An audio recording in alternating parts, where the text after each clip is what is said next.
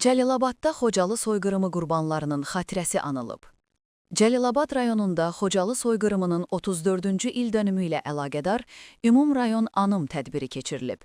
Anım tədbirində Cəlilabad rayon İcra Hakimiyyətinin başçısı Rafiq Cəlilov, hüquq mühafizə orqanlarının rəhbərləri, idarə, müəssisə, təşkilat rəhbərləri və rayon sakinləri iştirak ediblər. Tədbir iştirakçıları Şəhidlər Parkı abidə kompleksini ziyarət edərək, Xocalı qurbanlarının və vətənimizin ərazi bütövlüyü uğrunda həlak olmuş şəhidlərin xatirəsini anıblar, abidə önünə gül dəstələri düzüblər. Tədbir Heydər Əliyev mərkəzində davam etdirilmiş, Xocalı soyqırımı qurbanlarının xatirəsinə həsr olunmuş, rəsmi sərgisinə baxış keçirilmiş, dövlət himni səsləndirilmiş, Xocalı qurbanlarının və vətənimizin ərazi bütövlüyü uğrunda həlak olmuş şəhidlərin əziz xatirəsi bir dəqiqəlik sükutla yad edilmişdir.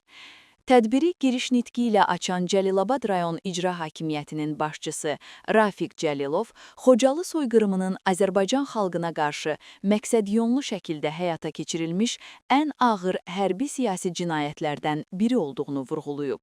Qeyd edib ki, 1992-ci il fevralın 26-sında dinc əhaliyə qarşı xüsusi qəddarlıqla törədilmiş bu faciə insanlığa qarşı cinayət kimi tarixə həkk olunub. Rayon rəhbəri Xocalı həqiqətlərinin dünya ictimaiyyətinə çatdırılması, soyqırıma hüquqi siyasi qiymətin verilməsi istiqamətində dövlətimiz tərəfindən aparılan ardıcıl siyasətdən bəhs edib, Ulu Öndər Heydər Əliyevin təşəbbüsü ilə bu faciəyə ilk dəfə siyasi qiymət verildiyini, Prezident İlham Əliyevin rəhbərliyi ilə isə Xocalı həqiqətlərinin beynəlxalq müstəvidə tanıdılması istiqamətində mühüm addımlar atıldığını diqqətə çatdırıb. Rafiq Cəlilov çıxışının sonunda bir daha qeyd etmişdir ki, Azərbaycan xalqı və ümumən insanlıq əleyhinə törədilmiş bu son dərəcə ağır hərbi cinayət xalqımız tərəfindən heç vaxt unudulmayacaqdır.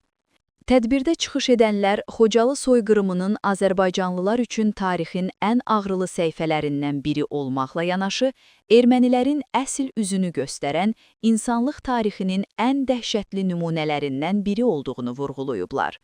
Qeyd edilib ki, ilk dəfə Ulu Öndər Heydər Əliyev tərəfindən siyasi hüquqi qiymət verilən Xocalı faciəsinin dünya ictimaiyyətinə çatdırılması istiqamətində görülmüş işlər bu gün də davam etdirilir.